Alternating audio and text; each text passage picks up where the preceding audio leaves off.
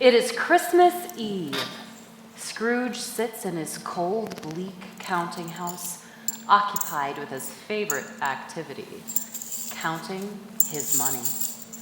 He is keeping an eye on his clerk, who is copying letters in his own bitter cold office. The door opens and Scrooge's nephew enters. A Merry Christmas to you, Uncle. Bah, humbug. Christmas? A humbug, Uncle? Surely you don't mean that. I do so mean it. And what reason have you to be so merry? You're poor enough. Come, Uncle. What reason do you have to be so miserable? You're rich enough. Bah, humbug. Don't be cross, Uncle.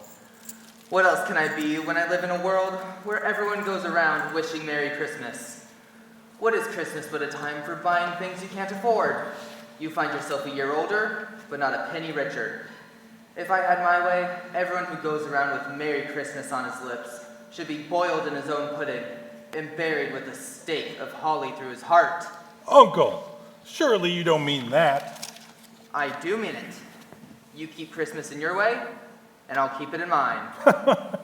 Keep it? Why, you don't keep Christmas at all. Then let me leave it alone. It has never done you much good. There are many things in this world that have done me good, even though they haven't made me any money, including Christmas. I have always seen Christmas as not only a sacred time, but a time when people open their hearts and think of others.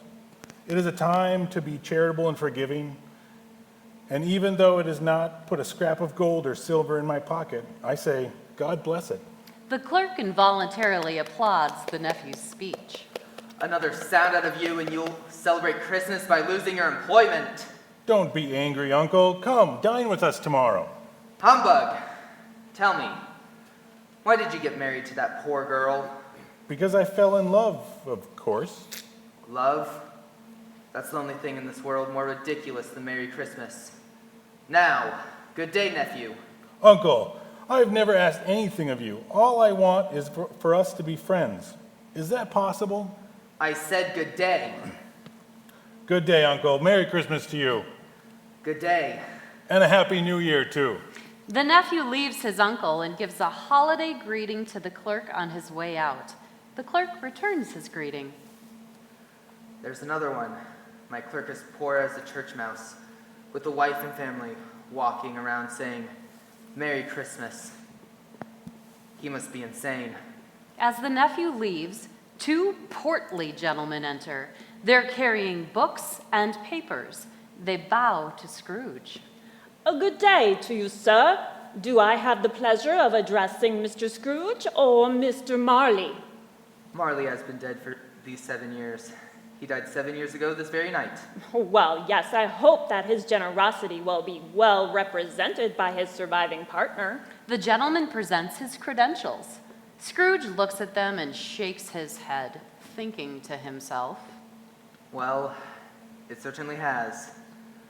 Marley and I were kindred spirits. We agreed heartily on matters of charity.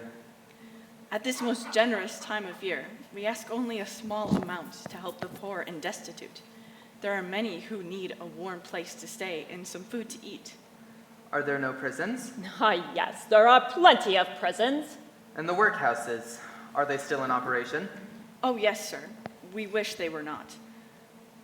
What amount are you willing to give? Absolutely nothing. I don't make merry myself at Christmas time, and I will not give so that others might. If there are so many who lack the basic necessities, then they should go to the prisons and the workhouses. But, sir, they are horrible places. Many would rather die than go there. Then they'd best get to it and decrease the surplus population. Good day, gentlemen. Seeing that it was useless to pursue the topic any longer, the gentlemen leave the counting house. It becomes bitter cold outside as a thick fog begins to blanket the town. I suppose you'll want the day off tomorrow? If you'll allow it, sir. It's not fair. If I were to dock your pay, you would complain. But yet, you don't think it's unfair for me to pay you for not working. But it's only once a year, sir. Very well. but be here all the earlier the next day. Oh, thank you, sir. I will, sir. Scrooge walks out with a gruff expression on his face. He walks to his favorite gloomy tavern and has a solitary dinner. Scrooge walks home through the frigid fog. At his door, he takes a look at the large knocker. My mind is playing tricks on me. For a moment, that looked like Jacob Marley's face. Pooh-pooh. Scrooge goes into the house, but before he goes to his bedroom, he walks through all the other rooms. There. See? Everything is as it should be. Nobody under the beds, nobody under the sofa, nobody under the table. Now, we'll just lock both of these locks tonight. As Scrooge sits down to a bowl of gruel, suddenly the small bell in his room begins to sway. It rings so softly, Scrooge can barely hear it. Suddenly, it rings louder. As the bells in the house begin ringing thunderously, as suddenly as they begin, they stop. Another noise can be heard coming from the cellar. It is a clanking noise, as if someone is dragging a heavy chain. The noise begins to come up the stairs, closer and closer. Humbug! I won't believe it. Scrooge turns pale as the thing comes right through his double-locked door. I know him. It is Marley's ghost. What do you want with me? Much? Who are you? Ask me who I was. Who were you, then? In life, I was your partner, Jacob Marley. Sit down. You don't believe in me. I don't. Why do you doubt your senses? Because the least little thing affects them. A disorder of the stomach, perhaps. You might be an undigested piece of beef or a crumb of cheese. There's more of gravy than of grave about you, whatever you are. Humbug, I say. Humbug! At this, the ghost raises a frightful cry and shakes his chain violently. Scrooge holds onto his chair to keep from falling if he faints. Mercy! Why do you trouble me? Do you believe in me or not? I do. But why are you here? It is the duty of every man that the spirit within him should walk among his fellow men and witness what it cannot share. I must see what I cannot share, but I should have shared when I was living, and turned it to happiness. Why do you wear those awful chains? I wear the chain I made in my lifetime. It is the same as the chain you are making for yourself. It grows longer and heavier each year you are alive. Dear Jacob, tell me more. Comfort me. I have no comfort to give you. Don't you know that we can never make amends for opportunities that are missed? But you are a great businessman. Business? Mankind should have been my business. The welfare of others, charity, mercy, forgiveness. They were the vast ocean of my business. My daily money deals were like a drop of water in this ocean. It is this time of year that troubles me the most. I should have followed the wise men to a light that shone through the window of a poor home. Hear me, my time is nearly gone. I hear you, Jacob, but pray, go easy on me. My burden is not easy. I'm here to warn you that it is not too late for you to escape this same fate. You will be haunted by 3 spirits. Is that the chance you mentioned? If so, I think I'd rather not. If they do not visit, you will not escape this fate. The first one will arrive tomorrow as the clock strikes 1. Couldn't we get through with it all in one day? Expect the second the same night at the same hour. The third will visit the night after that at the stroke of 12. Do not look for me again, but remember, for your own sake, what happened between us. The ghost begins to step toward the window, which is raising itself slowly. He beckons Scrooge to follow him, and then holds his hand up for him to stop. The ghost floats out the window and takes his place among the wailing souls below. Scrooge looks out the window and then closes it. He turns back and sees that the door to his room is still double-locked.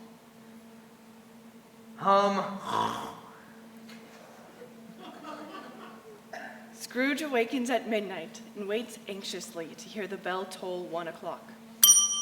At last it does. Light flashes in his room, and the curtains of his bed are drawn aside. A strange figure, much like a child, but also like an old man, appears. He is wearing a white tunic and carrying a sprig of holly, although his dress is covered with summer flowers. A bright jet of light springs from the top of his head. He carries a cap under his arm, which acts like a snuffer for the light. Are you the spirit my former partner, Jacob Marley, told me about? I am. Who and what are you? I am the spirit of Christmas past. Long past? No, your past. Please put the cap on your head. Your passions are the reason why I have been forced to wear this cap all my life. Why do you want to extinguish my light so quickly? I meant no offense. I never knew I had put out your light during my lifetime. Please tell me why you are here.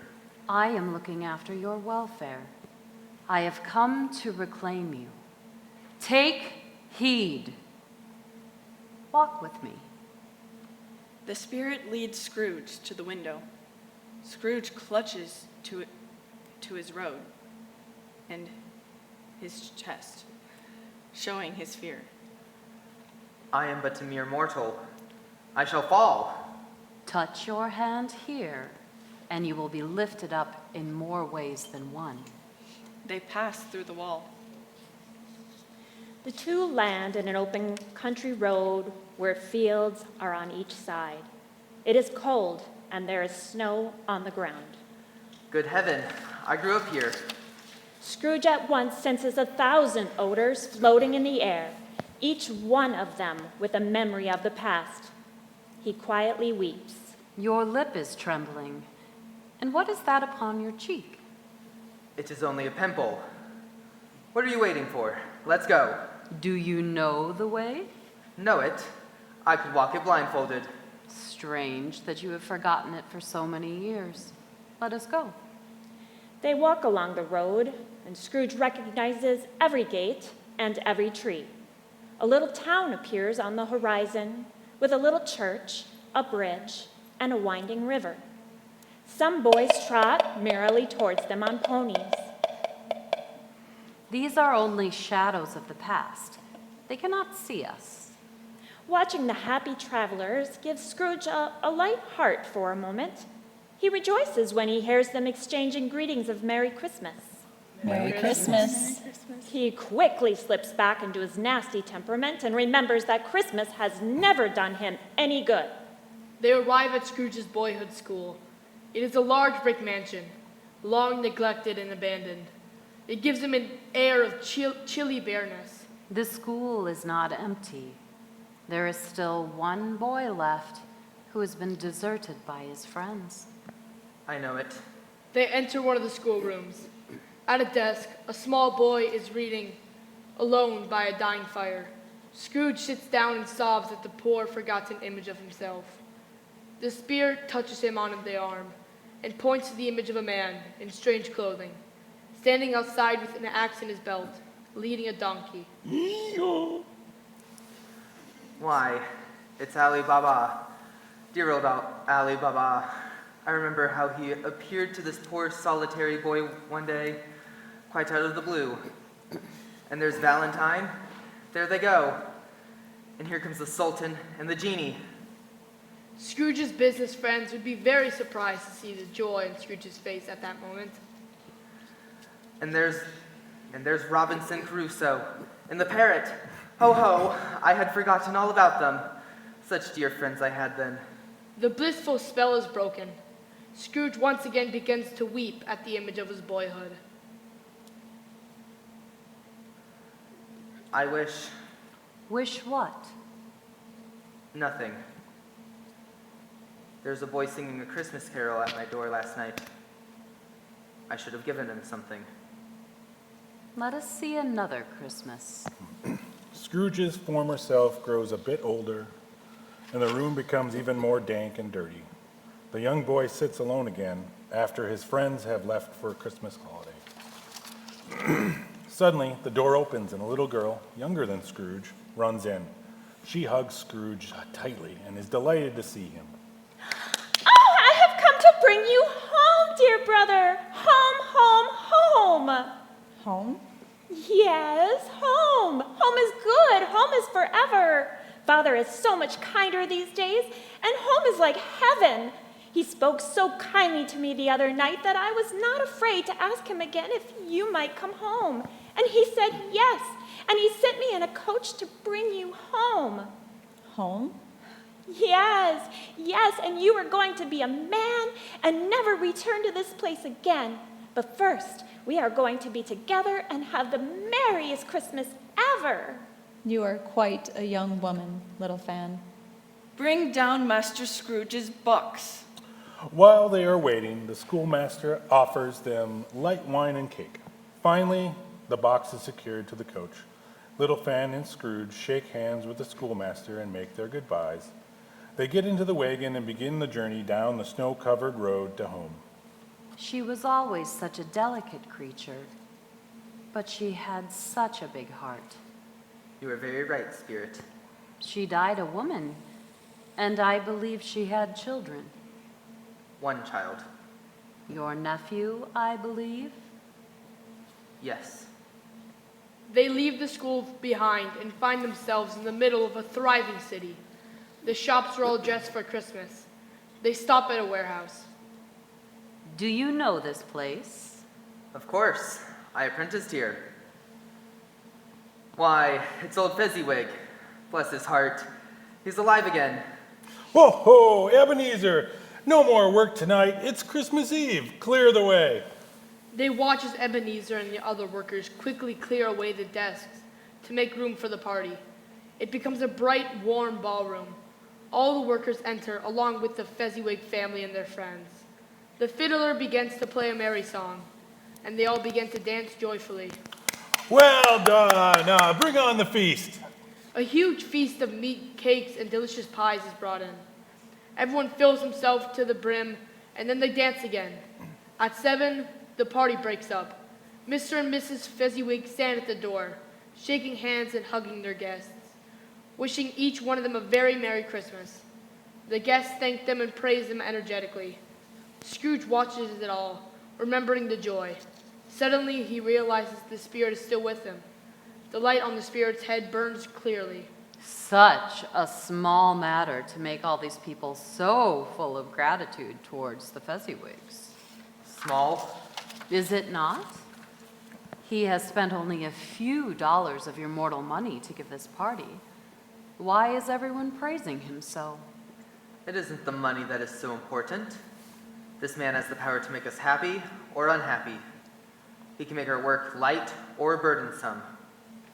The happiness he gives us this night is as great as it had cost a fortune. What is the matter? Nothing. I just wish I could say a word or two to my clerk right now. That's all. My time is short. We must go on.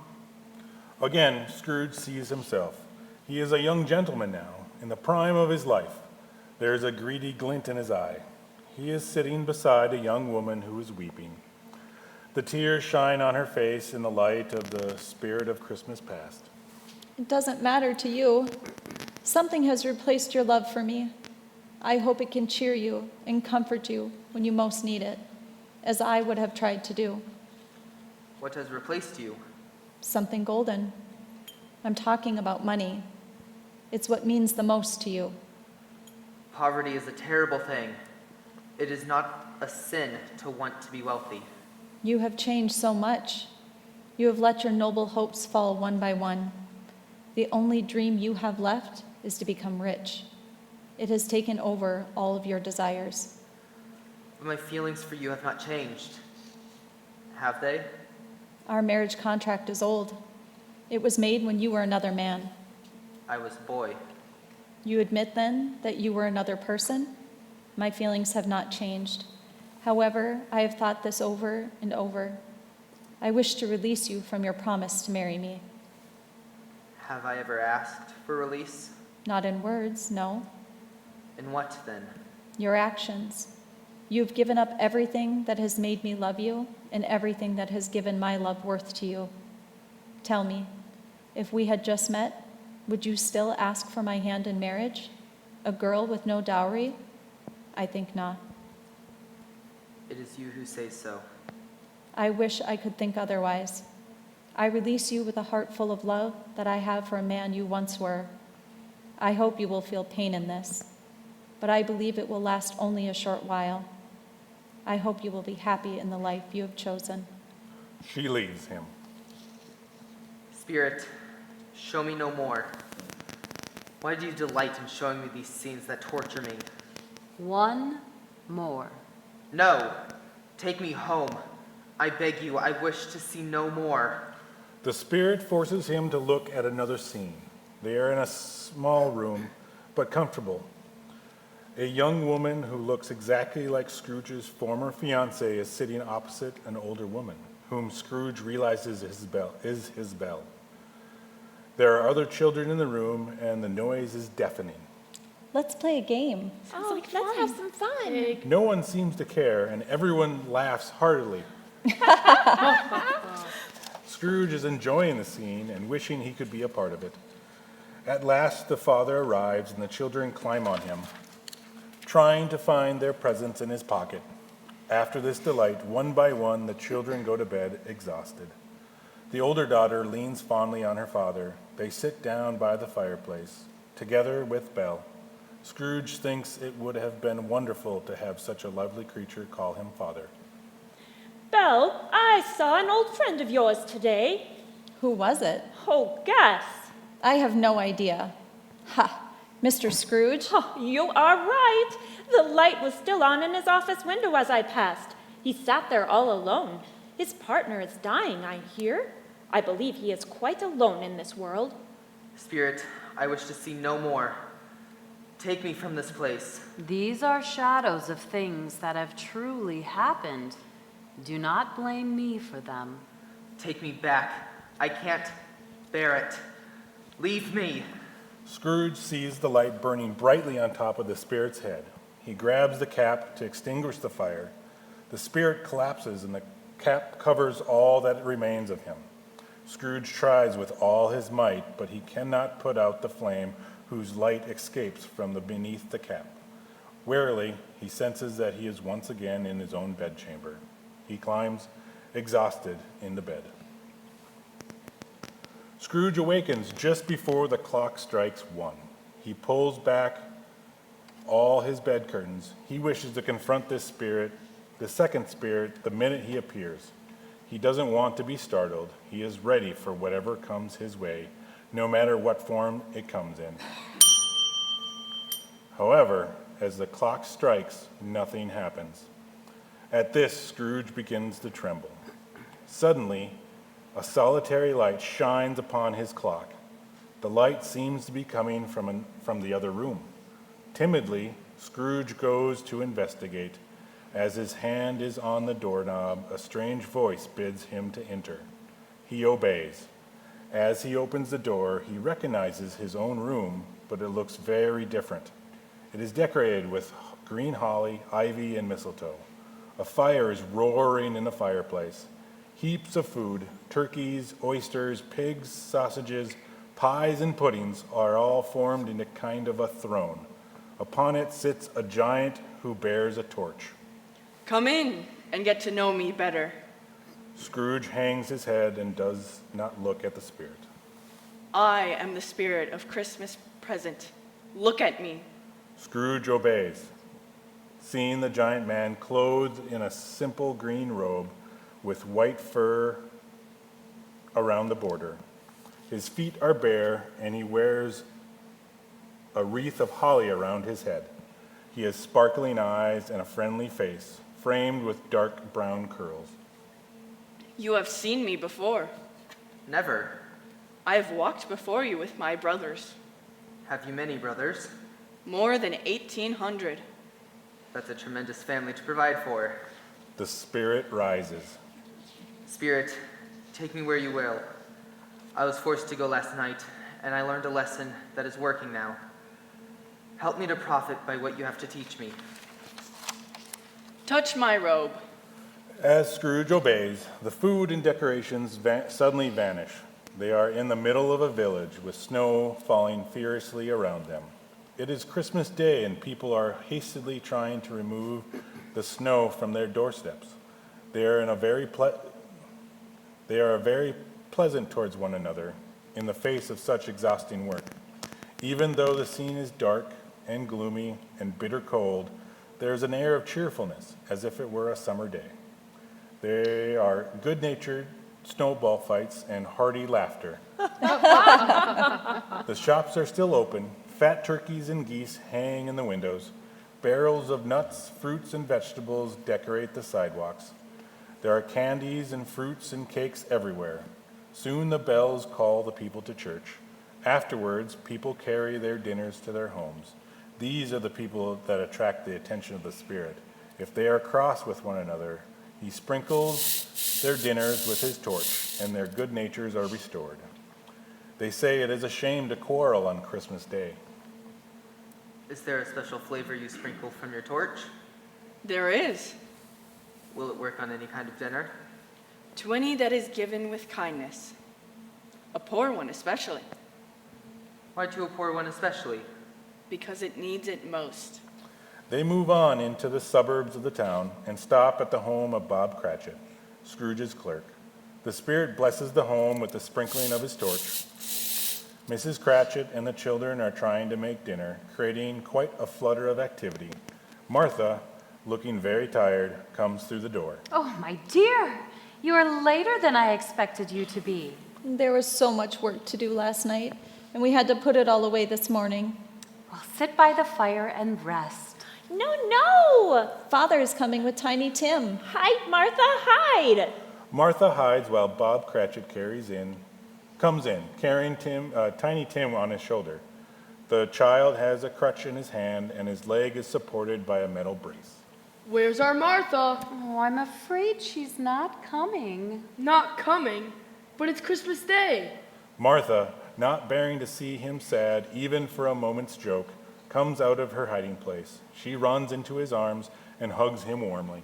And how did little Tim behave? As good as gold. Better even. I think he gets thoughtful sitting alone so much. He comes up with the strangest ideas. Today he told me that he hoped the people in church saw him because he is a cripple. He thought it might be nice for people to remember on Christmas Day, who made lame men walk and blind men see. I do believe he's getting stronger every day. The making of dinner resumes. The two Cratchit boys fetch the tiny goose and bring it to the table. They all remark that such a wonderful goose has never been seen before. Mrs. Cratchit mashes the potatoes, and the others join in to set the table and put on the rest of the feast. The meal is meager, but they all eat their fill and all are satisfied. You see, we didn't devour it completely after all. Martha goes to get the pudding Mrs. Cratchit has made. Mrs. Cratchit waits nervously as it is brought in. The pudding is very small, but they all flatter her as if it was the best thing that she had ever done. She blushes and cuts the pudding, serving everyone a very small piece. What a wonderful pudding, my dear. You've outdone yourself again this year. The dinner is over and the cleaning is done. They gather in a half circle around the fire. Bob pours them all drinks and raises his glass in a toast. A Merry Christmas to us all. A very Merry Christmas. God bless us, everyone. Bob Cratchit hugs Tiny Tim to his side, holding his feeble little hand as if he can't bear to have his little son taken from him. Spirit, tell me if that boy will live.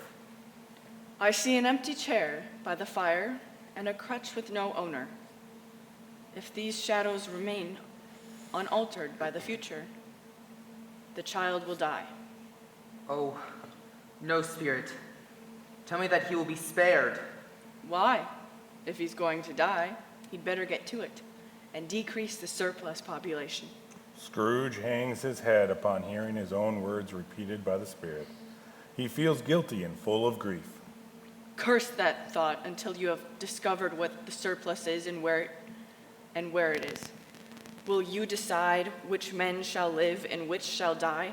It may be that in the sight of heaven, you are less fit to live than this poor child. Scrooge bends down at the spirit's reprimand, but rises when he hears his name. And here's to Mr. Scrooge, the founder of the feast. Mr. Scrooge? The founder of the feast, indeed. I wish he were here. I'd give him a piece of my mind to feast upon. My dear, remember, the children, it's Christmas Day. It must be Christmas Day if we have to drink to the health of that greedy, penny-pitching, unfeeling man. You above all. You should know what he is like. My dear, the children. I'll drink to his health, but only for your sake and because it's Christmas Day. I'll not give it for his sake. A long life for him, a Merry Christmas and Happy New Year. He'll be very merry, I have no doubt. They all drink to him, but not gladly. The mention of his name has cast a dark shadow on the party, which lasts a full 5 minutes. Soon, the joyful mood returns. They drink and talk of work. They sing songs. They are not well-dressed or wealthy by any means, but they are happy and content with each other. They look even happier as Scrooge watches them under the sprinkling of the Spirit's torch, and he looks over his shoulder at Tiny Tim as they leave. They leave the Cratchit's house and wander through the village. Happy people are everywhere. Laughter can be heard coming from the brightly lit houses. Finally, they come upon a desolate place. There are masses of stone cast about, making it look like a graveyard for giants. What is this place? It is where the miners live, people who work in the depths of the earth. But they know me, see? They pass through a wall of mud and stone and see a cheerful group gathered around a fire, singing joyfully. They're all dressed in their holiday best, but the two do not stay there long and keep traveling. Hold on to my robe. They continue on towards the sea. Scrooge is horrified to look back to see the last of the land behind them. The roaring of the water deafens him as it dashes against a solitary lighthouse. Here, two men also gather around a fire, with only each for each other's company. They join hands and ask the blessing on their meal and heartily wish each other a Merry Christmas. The older one strikes up a song sounding much like the howling wind. The travelers move quickly over the water, landing on a small ship. Every man is on deck, watching for dangers, yet each is humming a happy Christmas tune. Each sends thoughts out to those at home, hoping they are all well and happy. Scrooge is puzzled that while he is thinking deeply about all he has seen, he hears a hearty laugh. He finds his companion and himself looking into the home of his nephew Fred. The room is brightly lit and beautifully decorated. The spirit is looking at Fred approvingly. I swear, he said Christmas is a humbug. Well, shame on him then. He's a funny old fellow and mostly cranky, I agree. But I'm sure his offenses carry their own punishment. I have nothing bad to say about him. I am sure he's very rich. And so what of it? His wealth does nothing for him. He does not use it for comfort or to amuse himself. He doesn't use it to help others. I'm sure he will never give any to us, of course. I have no patience for him. Well, I have. I feel sorry for him. I could never be angry with him. He suffers by his own grumpy penny pinching. Only he does. He has decided to dislike us, and he won't come and dine with us. What's the consequence? He hasn't lost much of a dinner. I think he lost a very good dinner. What I mean to say is that by not making merry with us, he loses some pleasant moments, which would do him no harm. I will invite him every year, even if he turns me down each time, because I pity him. Even if, by asking he is shaken into leaving his clerk $50, it'll be worth it. I think I really shook him yesterday. They play music and dance. Later they play games, for it is good sometimes for adults to act like children. As he watches and thinks about all he has seen these past 2 nights, Scrooge softens little by little. He can't help thinking that if he could have really seen it in years past, he might have been able to mold his own happiness. As they play charades, Scrooge joins in, often shouting his guesses quite loudly. The spirit is glad to see him in this mood. It is time for us to move on. Oh, no, please, Spirit. They are starting a new game. Can we please just stay for 1/2 hour more? It is a guessing game. Fred is up first. I'm thinking of a live animal, a disagreeable animal, one that growls and grunts and walks about the streets. It doesn't make a show of itself or mingle with other animals. I know. It's your Uncle Scrooge. It certainly is. He is a funny old fellow, and we can tell quite a few jokes about him. It would be cruel not to drink to his health. To Uncle Scrooge! A Merry Merry Christmas and a Happy New Year. Scrooge is so caught up in the whole scene that he would give a toast himself, but the spirit is whisking him away. Everywhere they pass, there is joy. Even hospitals, poorhouses, and jails contain people who are singing and laughing. The Spirit leaves his blessing upon them all, and as they travel, Scrooge begins to wonder if it is still the same day as when they had left. He notices that he himself has not changed, but the Spirit has grown noticeably older. Our Spirit's lives so brief. Our lives are very short. Mine ends tonight. Tonight, Tonight at midnight. It is almost time. forgive me for asking, but I see something sticking out of the bottom of your robe. What is it? Scrooge watches in horror as 2 children come out from under the robe. They are dressed in rags, filthy and foul-smelling. They are pale, thin, and old-looking. Scrooge starts to say what fine-looking children they are, but chokes on his words. Are they yours? They are man's. They belong to everyone. The boy is ignorance, and the girl is want. Beware of them both, especially ignorance. On his brow is written doom, unless the writing is erased. Have they nowhere to go to get help? Are there no prisons? Are there no workhouses? Again, Scrooge hangs his head as his own words are used against him. Suddenly, the clock strikes 12. The Spirit vanishes.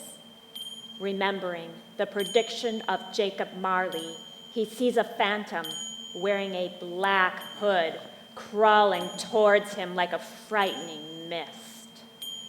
The phantom slithers closer through the mysterious gloom. Its head and face are concealed in a black hood. He stretches out one bony hand. Scrooge begins to feel a deep sense of dread. The spirit does not move or speak. Are you the spirit of Christmas yet to come?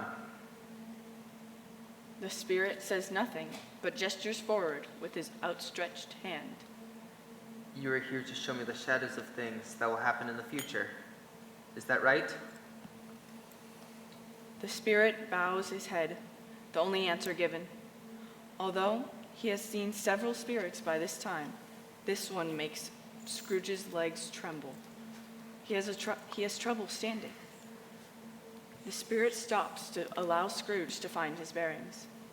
It unnerves Scrooge to think that the spirit is watching him, although his eyes cannot be seen. Spirit of the future, I fear you more than any who have come before you. I know you have come to do me good, and I am thankful for you. Will you please speak to me? There is no reply.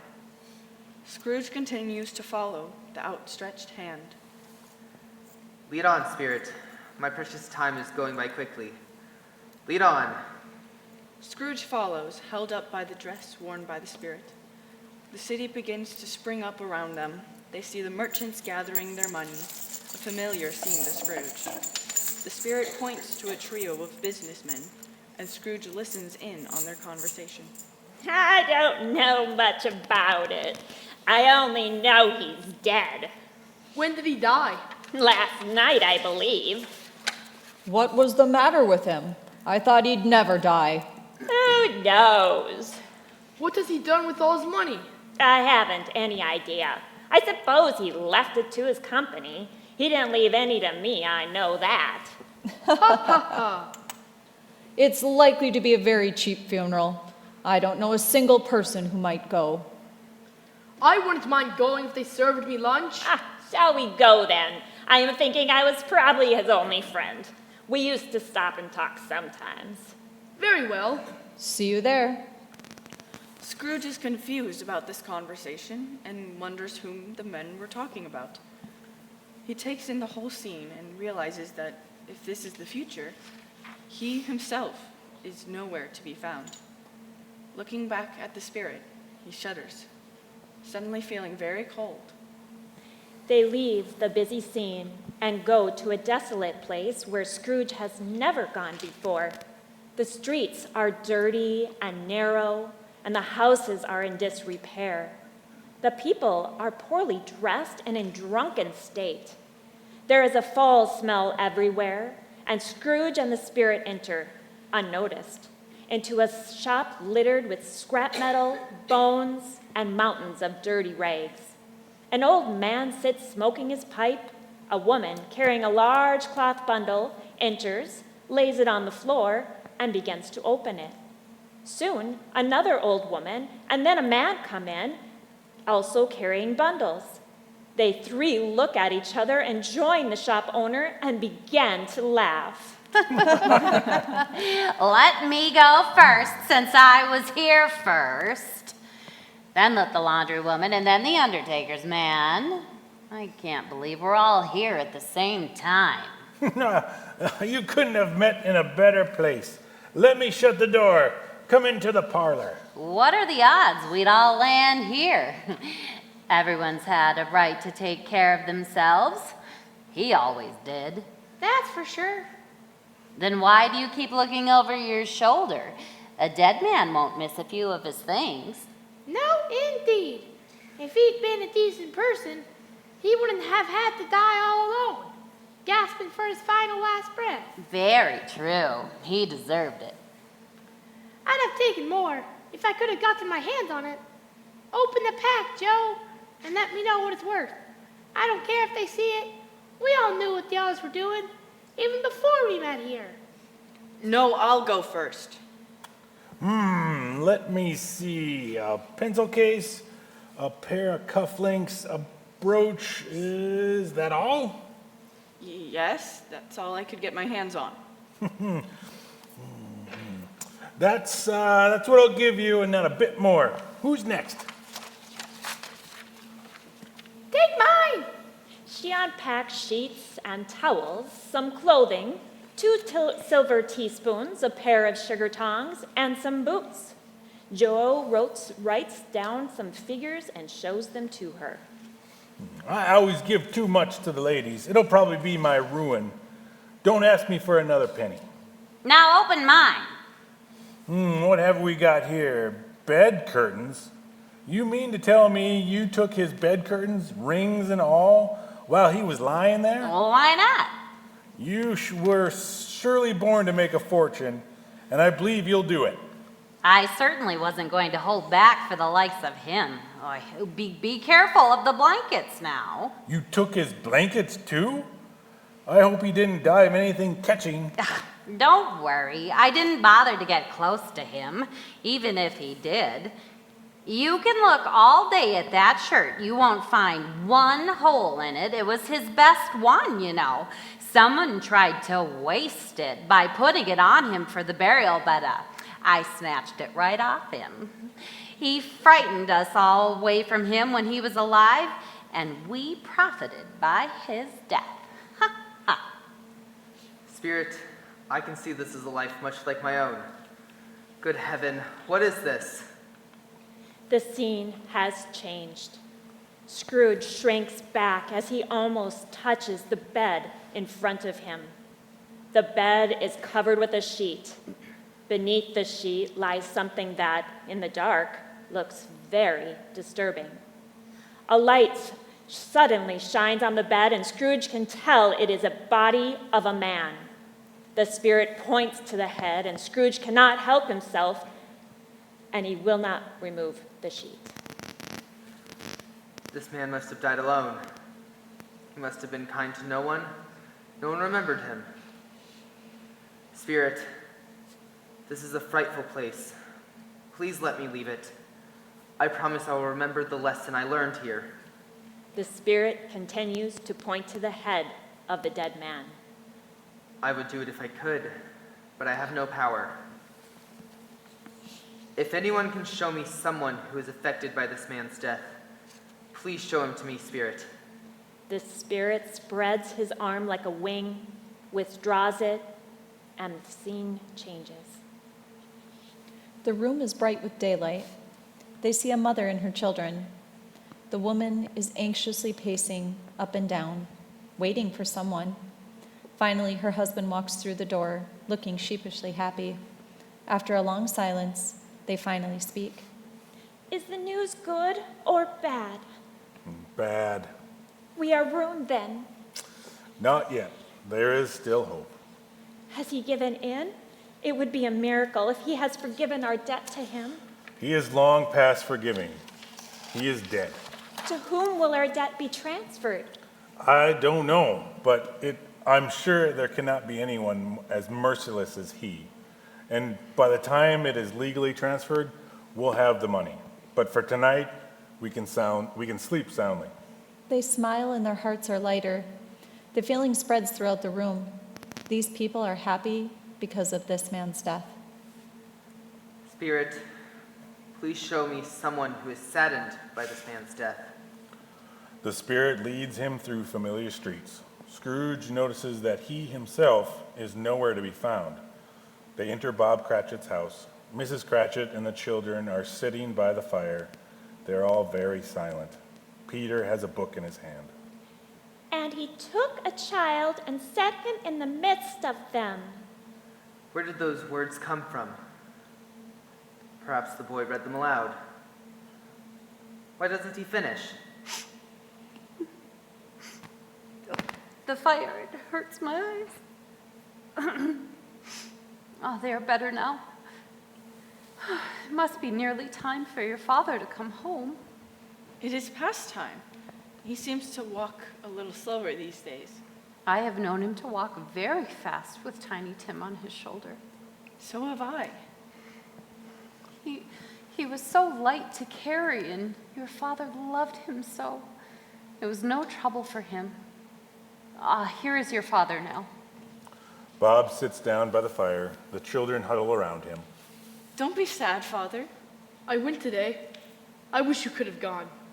It would do you good to see what a green, beautiful place it is. I promised him we would all come by on Sunday. My child, my poor, poor child. He leaves the room and goes upstairs to a room hung with Christmas decorations. He sits alone, crying. Resigned to what has happened, he collects himself and leaves the room, returning to the family downstairs. I saw Mr. Scrooge's nephew today. He is a most pleasant fellow. He noticed that I looked a little down today and asked why. When I told him what had happened, he said he was most sorry for me and for my good wife. He gave me his card and told me that if he could ever be of service to our family, we shouldn't hesitate to call on him. He's a very kind soul. He got Peter a better job. And Peter will soon leave us to have a wife and a family of his own. You may be right, but as we part from each other, please let's not ever forget our kind and patient Tiny Tim. Never, Never, Father, Father. never. I am very happy. Spirit, something tells me your time is almost up. Please show me what man that was lying under the sheet. The spirit moves Scrooge through familiar spaces, but at some time in the future, again, Scrooge does not see himself there. Spirit, I know this place. This is my place of business. Let me look into the window. Please show me the man I have become. The spirit stops and points in a different direction. Spirit, my place is there. Why do you point elsewhere? Scrooge looks into the window and sees that it is no longer his office. The furniture has changed, and the man in the chair is not Scrooge. The spirit continues to point away from the building. Scrooge joins the spirit, and they go through an iron gate that leads to a graveyard. The spirit points to one of the headstones. The grave is overgrown with weeds. Trembling, Scrooge moves toward it. Spirit, please answer me one question before I look at the name on the headstone. Are these shadows of things that will surely happen, or are they shadows of things that are only possible? The spirit doesn't move. Certainly men deserve the fates of their actions, but men can also change. Please tell me there is still hope for me. The spirit continues to point to the neglected grave. Scrooge looks down and sees the name carved on the stone. Tell me, Spirit, am I the man lying dead on the bed? The spirit points to Scrooge and then to the grave. Oh, no, Spirit. Hear me. I am not the man I was. Why show me all of this if there is no hope for me? Please show me the future will be different if I am a changed man. The spirit's hand begins to tremble. I promise to keep Christmas in my heart on that day and all year long. The spirits of the past, present, and future will live within me always. I will remember all that they have taught me. Please tell me I can wipe away the writing on this stone. Scrooge catches the hand of the spirit and holds it strongly. The spirit finally releases him from Scrooge's grasp. As Scrooge watches, the spirit's hood and robe shrink and collapse, turning into a bedpost. Scrooge awakens to find himself in his own bed. His face is wet with tears. This is my own bed in my own room. And better yet, it's my own time. I have all the time before me to make amends. I will live in the past, the present, and the future. I will keep all three spirits with me always. Oh, Jacob Marley, Christmas time be praised. I am here. The shadows of what would have happened can be dispelled. They will be. I know it. Scrooge dances about his room, barely touching the floor. I don't know what to do. I'm as light as a feather, happy as an angel. I'm as merry as a schoolboy, giddy as a drunken man. A Merry Christmas to everyone, and a Happy New Year to the whole world. Scrooge pauses for a moment to catch his breath. He opens the window and he hears the beautiful sound of the church bells ringing. He calls to a boy on the street below. What day is today? Why, it's Christmas Day, of course. Christmas Day. Ho ho, I haven't missed it. The spirits did it all in one night. Hello, my fine young man. Hello. Do you know the meat shop on the corner? Of course I do. Such a bright boy. Say, have they sold the prize turkey that I saw hanging in the window? You mean the one as big as me? Oh ho, what a delightful boy. Yes, that's the one. It's hanging there now, sir. Go and buy it, and I'll give you $1. Bring back the shop owner with it, and I'll give you $2. Hurry, boy. Oh boy, yes, sir. I'll send it to Bob Cratchit's house. He won't know who sent it. Why, it's as big as Tiny Tim. What a surprise it will be. The boy and the man arrive with the turkey. Scrooge writes down the Cratchit's address with an unsteady hand. Well, it's the biggest turkey I've ever seen. You can't carry that clear to Camden Town. You'll have to have a cab. He chuckles all the while he's making arrangements for the turkey. He sits down in his chair and chuckles until he cries. After a while, he gets up, shaves with an unsteady hand, and dresses in his best clothing. He goes out onto the street, noticing the scene is the same as he had encountered with this spirit of Christmas present. However, this time, he is a changed man. Good morning. Merry Christmas to you. He says it over and over. After a few minutes, he encounters one of the men who had come to his counting house the day before, asking for a donation for the poor. Scrooge is embarrassed. Scrooge and Marley's, I believe. How do you do? A Merry Christmas to you. I hope you succeeded in your charity drive yesterday. Mr. Scrooge? Yes, yes. And I want you to do me a favor. Will you accept a donation for Are you sure? Mr. Scrooge? That's a very, very generous offer. Yes, yes. I won't give you a penny less. I have many years of donations to make up for. Come and see me tomorrow. Yeah, thank you. Thank you. And the poor people thank you too. I thank you, sir. I look forward to seeing you tomorrow. Good day, sir. Good day. Scrooge goes to church and then walks around the streets, happily greeting everyone he meets. He has never felt so happy in his whole life. He walks by the same house several times. Scrooge knocks on the door of the house he has passed by many times. A girl answers it. Is your master at home? Yes, sir. He's in the dining room along with the mistress. Shall I show you in? Yes, thank you very much. Scrooge goes in and looks at the table spread with delicious-looking food. He sees his nephew. Fred, Uncle, I can't believe you're here. I am here. May I stay for dinner? What? Yes, of course. It's great to have you here. Scrooge has the best time of his life, dining and playing games with Fred's family and the other guests. He goes home happily and falls asleep. Scrooge arrives early to the office the next morning. He wants to catch his clerk coming in late for work. He watches the clock. At 9:18, Bob comes in. He quickly takes off his hat and muffler and takes his seat. What do you mean, coming in here at this time? I'm sorry, sir. I'm running a little late. I should say you are. Come in here, please. It's only once a year, sir. It won't happen again. I was making rather merry yesterday. I'm not going to stand for this any longer. Therefore, I'm going to raise your salary. A Merry Christmas, Bob.